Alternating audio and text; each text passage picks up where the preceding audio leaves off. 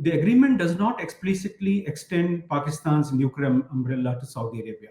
However, it creates sufficient ambiguity to allow for multiple interpretations. So, official position of Pakistan is that nuclear weapons are not on the radar, and the pact focuses on the conventional defense cooperation only.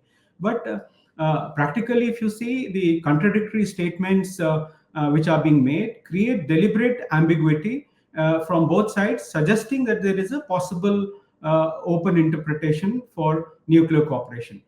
So in this, I think the kingdom benefits from this perception of nuclear protection without formal nuclear commitments from Pakistan.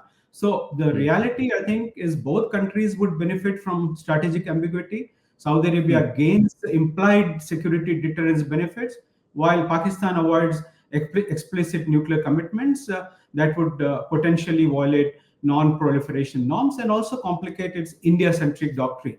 So if you have been seeing the defense minister of Pakistan, Khwaja Asif, has been making contradictory statements. So, when he made two different statements on September 19 within a span of few hours. First, when initial statement to GOTV, he said that the nuclear facilities will be available to the kingdom, but within hours he said that it is not on the radar. So I think both countries are following a very carefully calibrated approach that provides deterrence benefits through ambiguity rather than explicit nuclear guarantees.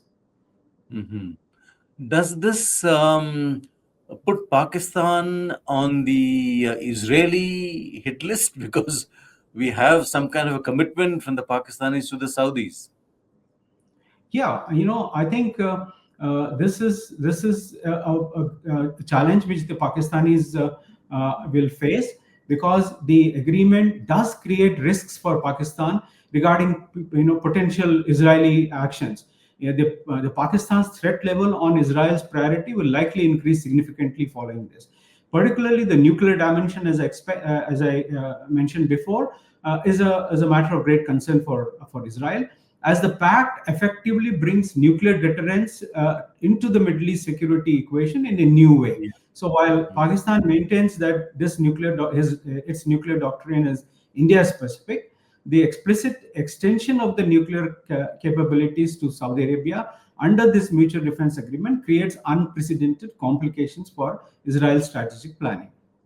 Moreover, I think again, if you have been following, the Pakistani officials, particularly the defense minister, had criticized Israel also very recently after the agreement was signed on its own nuclear weapons program.